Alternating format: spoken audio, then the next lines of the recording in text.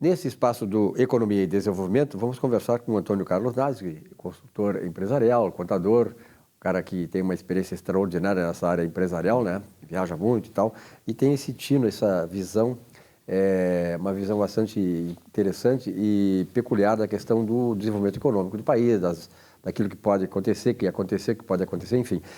Nassi, muito obrigado pela tua presença aqui. Eu sei que tu sempre está correndo para cá e para lá, mas de qualquer maneira, sempre abre espaço na tua agenda aqui para o programa. É um prazer sempre estar aqui, né? E na verdade, nós estávamos conversando antes do programa, né, Nassi, sobre essa questão aí da reforma tributária, que nós vamos tocar no assunto também, mas sobretudo nós tivemos no Rio Grande do Sul grandes empresas, né, grandes faturamentos e tal, empresas de destaque. De lá para cá, digamos assim, 30 anos para cá, Nassi, como é que tu tem visto o comportamento das players gaúchas?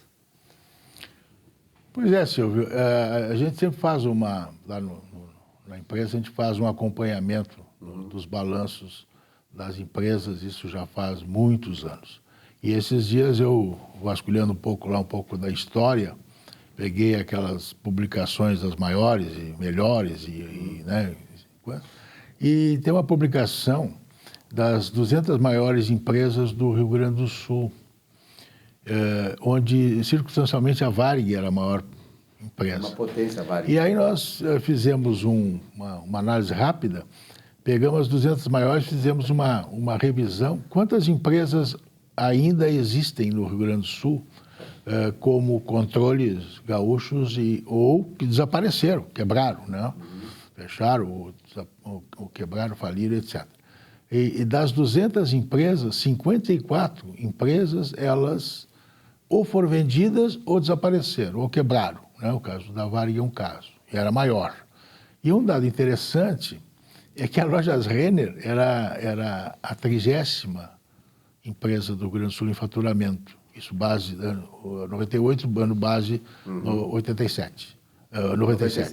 97. A Gerdau era a 11ª. Né? E a Tramontina era a 35ª, uma coisa assim. Parece que é a maior das empresas, porque a Tramontina são várias empresas, né?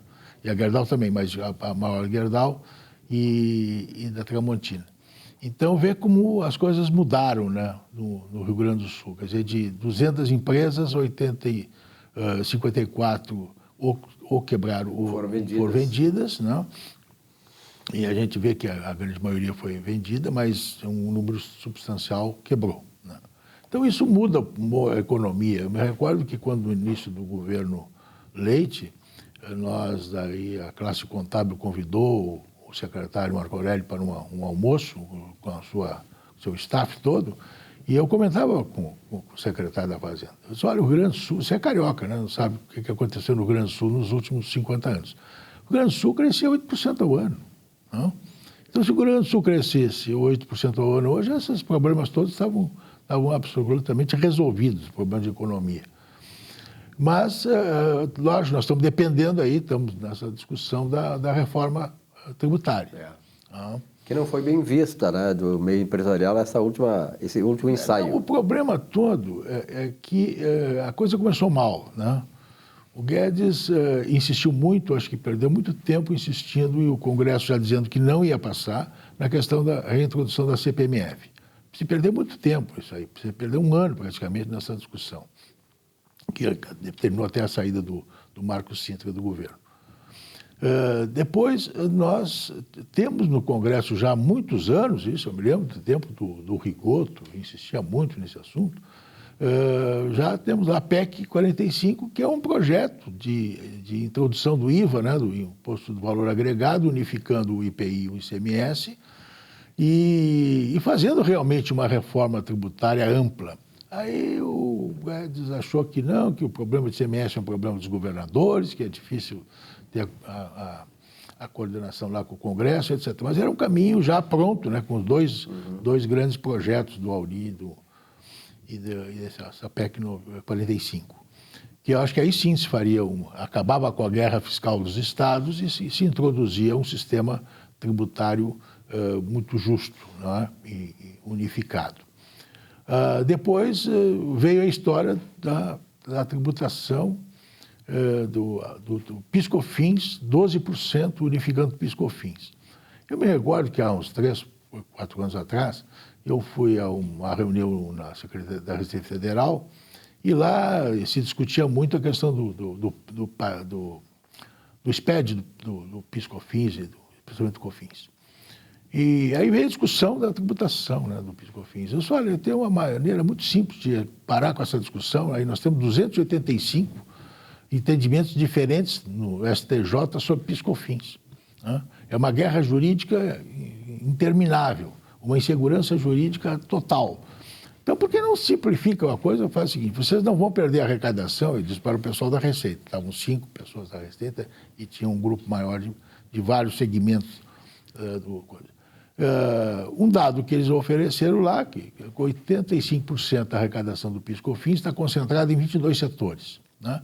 Eu só pegando a ideia de vocês, a informação de vocês, pega os 85% esse, mantém essa receita, fazendo como? Pega o setor de supermercado, por exemplo, quanto é que ele arrecadou de PIS/COFINS nos últimos 5 anos? Faz uma indexação pelo IPCA e vê que isso representa o seu faturamento quanto? Uma hipótese, 3%. Então, o supermercado vai pagar 3% de PIS/COFINS daqui para frente. O que aumentar de receita do supermercado vai aumentar a arrecadação. Né? E paramos de discutir PIS/COFINS, cumulativo, não cumulativo, essa insegurança jurídica. O setor de energia elétrica é 2,8%, paga 2,8%. Então, os 85% da arrecadação, você já está.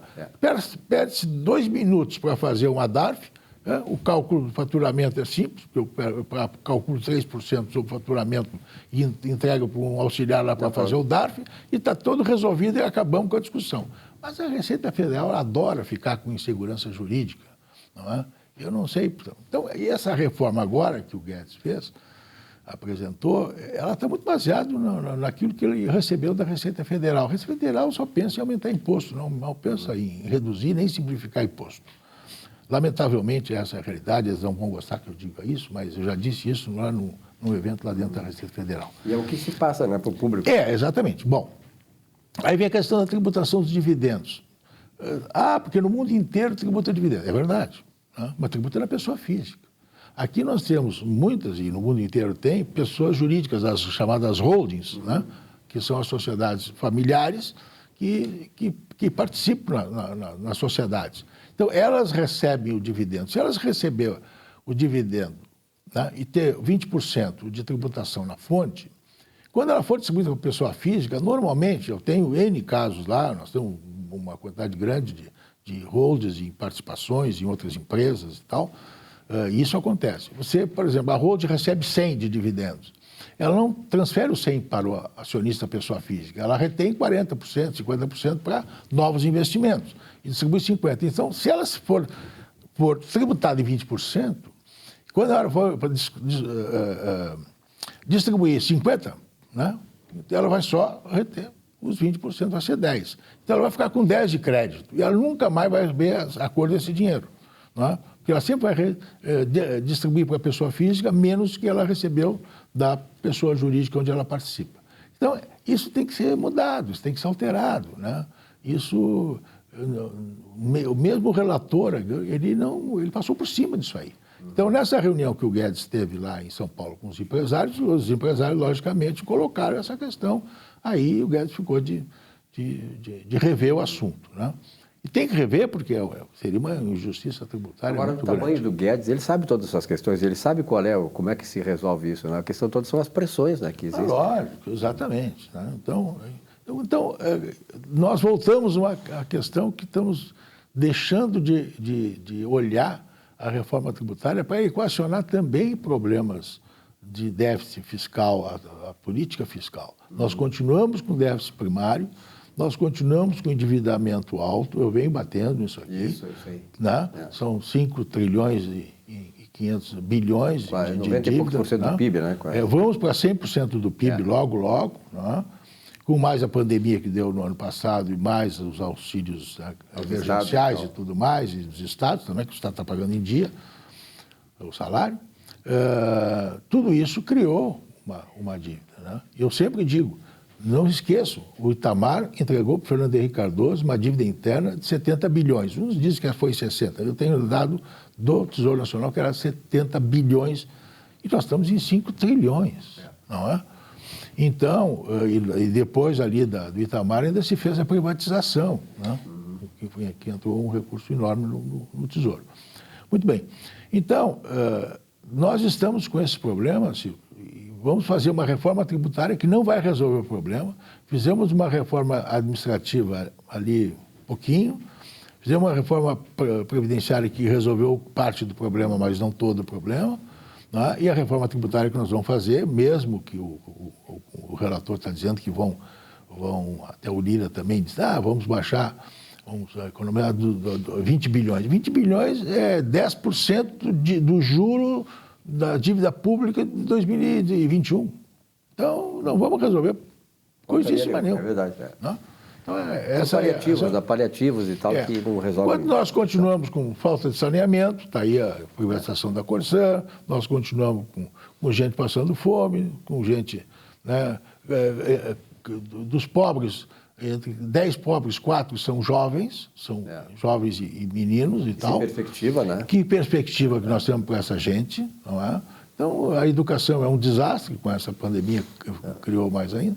Então, não sei. E o pior de tudo, né, é que a estarem, e não estão, a gente sabe que não estão certas essas previsões eleitorais aí, nós estamos, de repente, voltando para o fundo do poço, onde já estivemos. Quer dizer, nós temos que sair desse fundo do poço.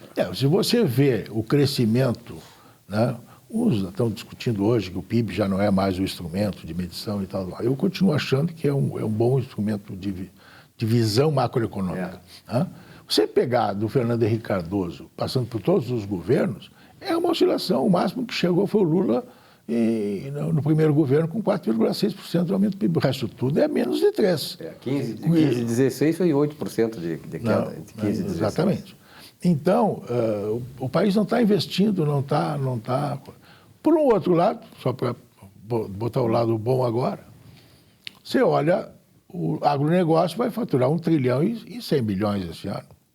Não. 740 e poucos. É o que tem no salvo, né? Na agricultura e mais 346 na pecuária. Então, é o que está salvando a economia. E as commodities, outras, né?